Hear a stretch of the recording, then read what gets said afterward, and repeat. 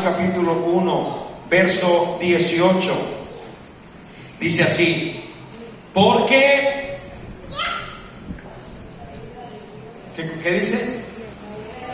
Porque la ira, guárdese eso, porque la ira de Dios se revela desde el cielo contra toda impiedad e injusticia de los hombres que detienen con injusticia la verdad. ¿Qué se revela desde Dios?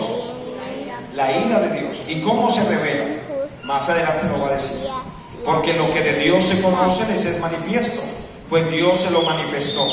Pues porque las cosas invisibles de Él, su eterno poder y deidad, se hacen claramente visibles desde la creación del mundo, siendo entendidas por medio de las cosas hechas, de modo que no tienen excusa. Y ahora miren lo que dice: pues, habiendo conocido a Dios, o sea que los hombres no son ignorantes, no le glorificaron como a Dios, ni le dieron gracia, sino que se envanecieron en sus razonamientos, y su necio corazón fue entenebrecido.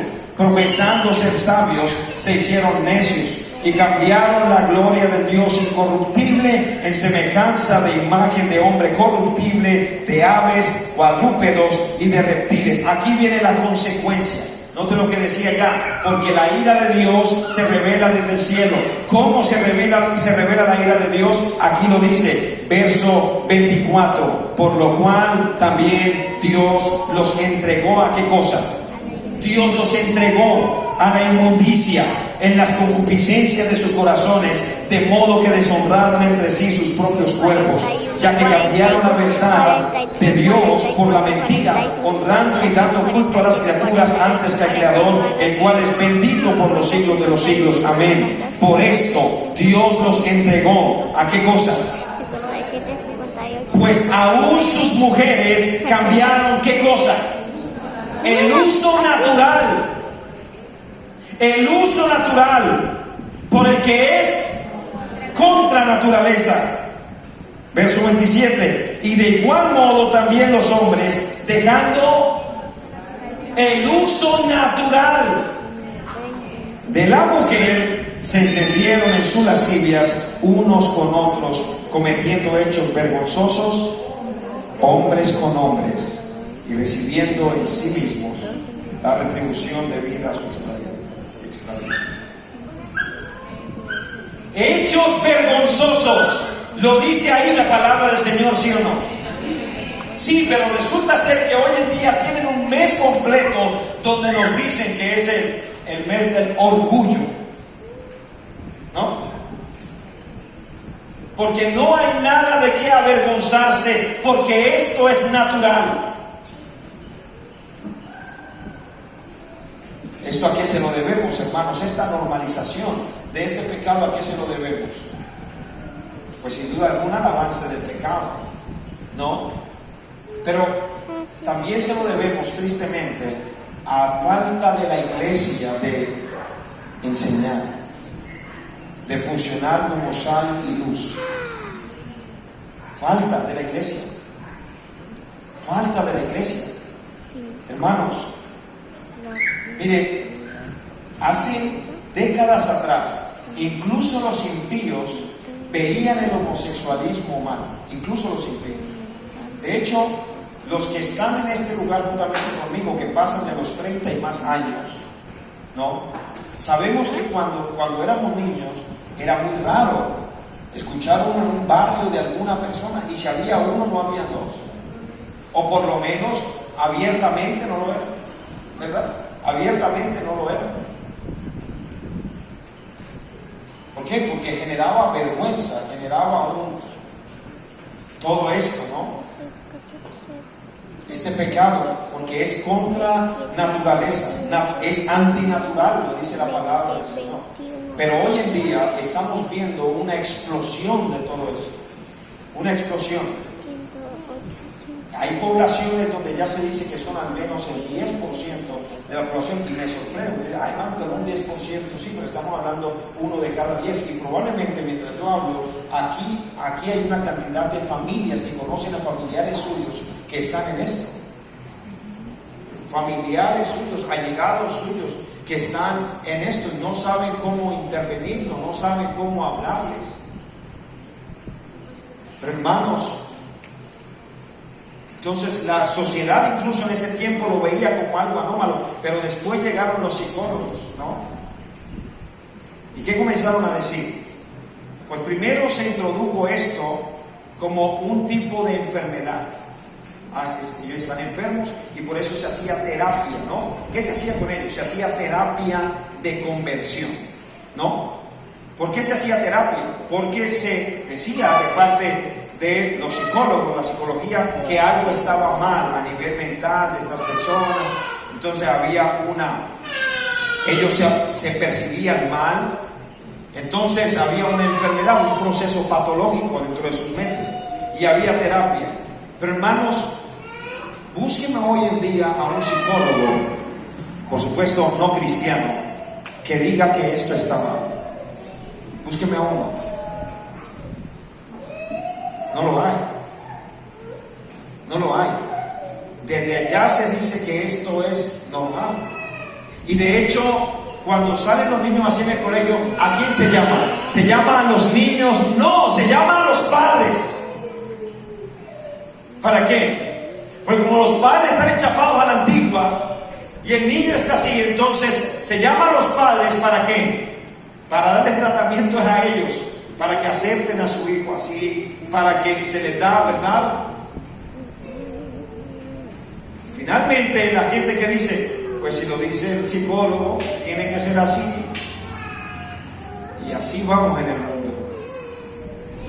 Pero hermanos, noten que la Biblia dice, porque la ira de Dios se revela desde el cielo contra los hombres que detienen con injusticia la verdad. Mami, tengo ganas de orinar. Cuando ustedes ven hoy en día que no es una nación, ya no es Sodoma y Gomorra, dos ciudades, estamos viendo el mundo entero que se convirtió en Sodoma y Gomorra, el mundo entero. El mundo entero. Y de hecho, cuando se abre la puerta a todas estas desviaciones sexuales, no paran ahí. Por eso vemos lo que estamos viendo hoy en día, ¿no? No solamente estamos viendo que un hombre con otro hombre, aquí mismo en Colombia, hace como 3 años se casaron 3 hombres. 3 hombres aquí en Colombia se casaron. 3 varones, ¿sí? Entonces ya hablamos de qué? Ya hablamos de poliamor, ¿no? Poli, muchos, amor, relaciones poliamorosas. Entonces, ser, ¿qué? Bígamos y por allí, o sea, es decir, que ya no les basta uno, sino que ahora son muchos.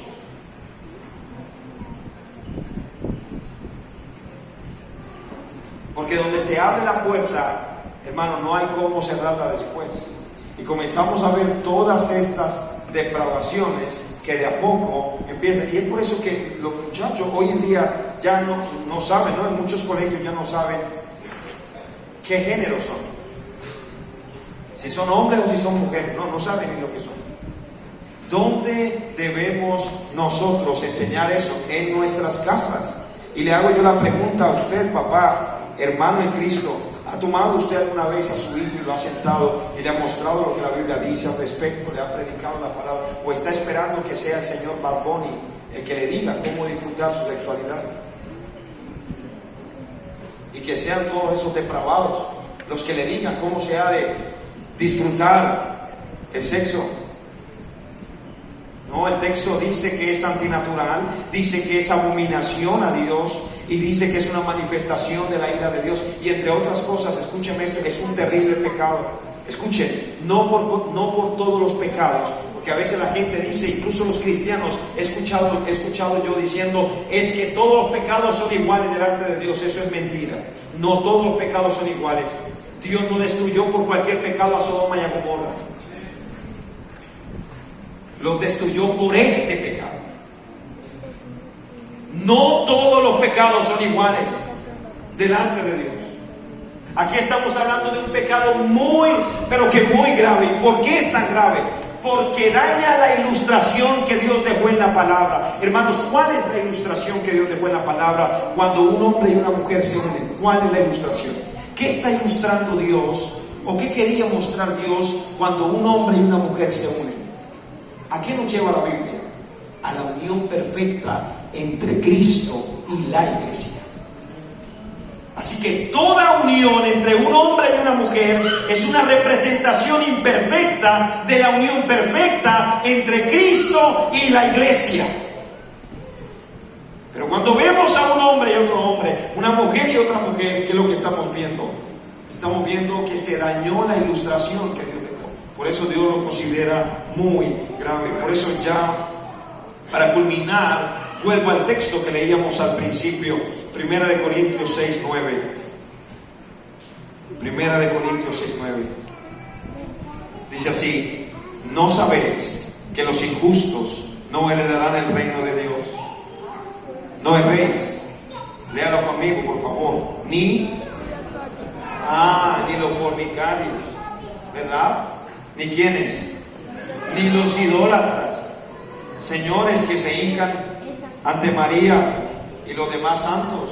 Mire lo que dice la Biblia, léala por favor. Ni los idólatras, dice el texto. Ni quién más, ni los adúlteros, señores casados que se lo pasan mirando a la vecina y a otras mujeres. Por favor, miren lo que dice aquí. Ni los adúlteros, ni quiénes más, ni los afeminados, y quiénes más, ni los que se echan con varones. O sea que no solamente se trata del que se echa, pero enséñele a su varón, enséñele a su muchacho a comportarse varonilmente, porque el texto dice ni los afeminados. ¿Sí?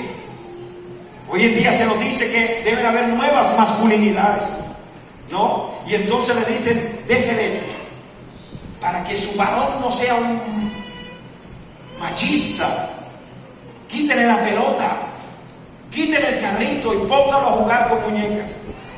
Por favor, no haga eso. Eso no lo dicen allá los psicólogos. Pónganlo a jugar con muñecas. No. Deje que ponga el vestido de la mamá o de la hermana. No. Usted está formando a varones y a mujeres para la gloria de Dios, hermano.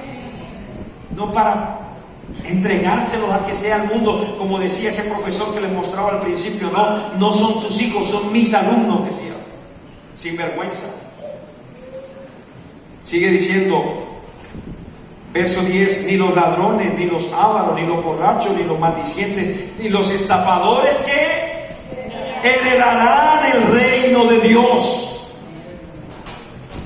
Y es aquí donde viene, porque de pronto alguien pudiera decir, hermano, yo estoy en esa lista en algo de lo que está aquí. ¿Habrá esperanza para mí? Sí, la esperanza está en el verso 11. ¿Qué dice?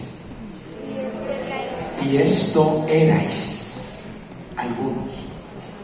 O sea que algunos de los que estaban en Corinto eran homosexuales, porque dice el texto, y esto erais. Y el verso antes está hablando ni los afeminados, ni los que se echan con varones, y dice, y esto erais algunos.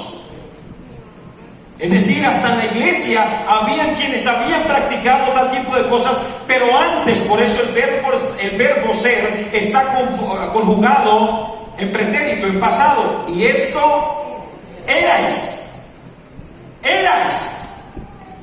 Pero sigue diciendo, más presente, más ya. Habéis sido lavados, ya habéis sido santificados, ya habéis sido justificados en el nombre de nuestro Señor Jesús y por el Espíritu. Esto erais, pero ahora ya no. Ahora somos santos. Ahora somos santos. Mira, joven, llegará el momento, porque la Biblia dice todo tiene su tiempo, en el que compartas tu sexualidad.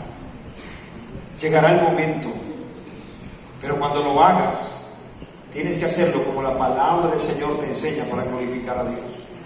No somos como nos dicen, ¿verdad? Tristemente la Iglesia Católica se fue al otro extremo.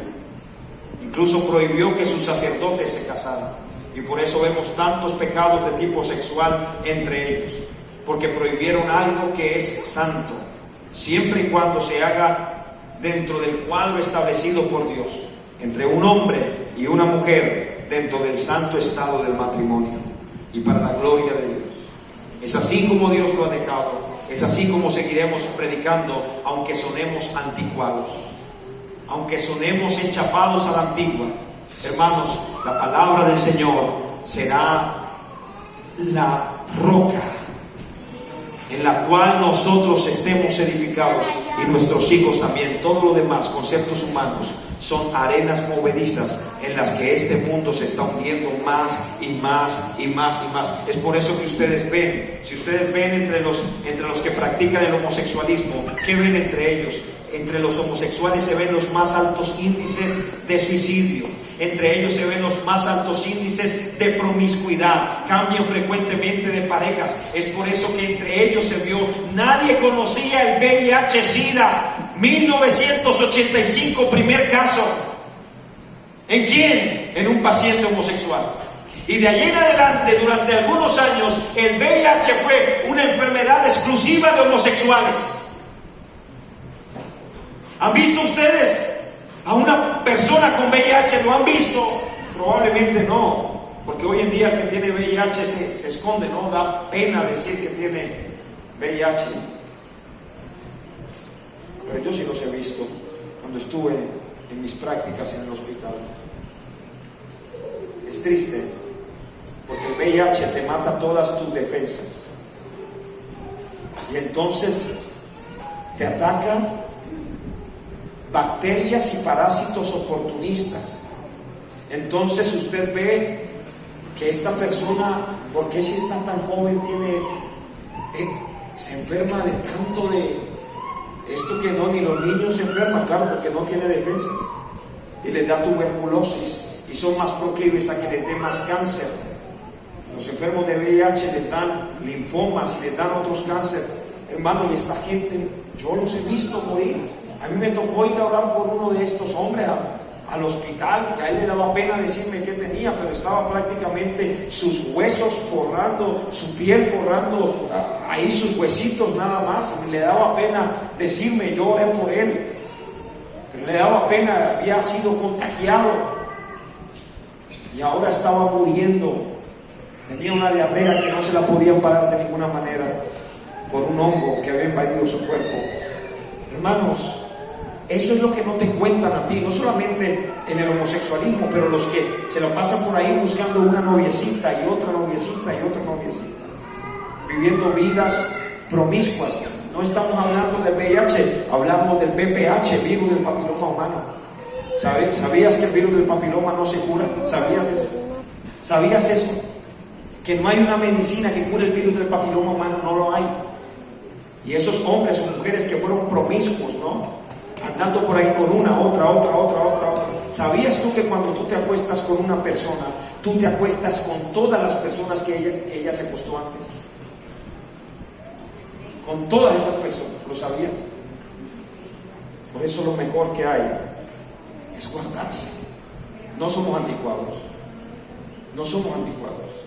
Queremos vivir toda nuestra vida, nuestros negocios, nuestra vida académica y nuestra vida sexual para la gloria de Dios. Voy a invitarlos a estar sobre sus pies. Vamos a orar.